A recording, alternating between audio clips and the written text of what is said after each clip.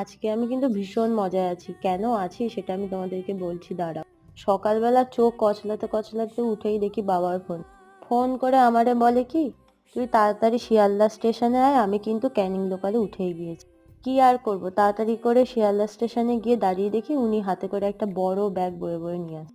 কাছে এনে বললো, মা তোর জন্য অনেক কিছু পাঠিয়েছে, গিয়ে দেখ। আমাকে তারপর ট্রেনে তুলে দিয়ে বাবা ওখান থেকে বেরিয়ে গেল, আর আমি বাড়ি চলে আসলাম। বাড়ি এসে বাজার টাজার করে ব্যাগটা নাড়িয়ে চাড়িয়ে দেখতে বসে গেলাম যে ওর মধ্যে কি দিয়েছে। আর ব্যাগ টানতেই প্রথমে যেটা বেরিয়ে আসলো সেটা হচ্ছে এত বড় একটা ইন্ডাকশন, তার সাথে তো আরো অনেক কিছু দিয়েছিল, সেগুলো আমি তোমাদেরকে পরে দেখাবো। ইন্ডাকশন দেখে আমার তো আর মজা ধরে না।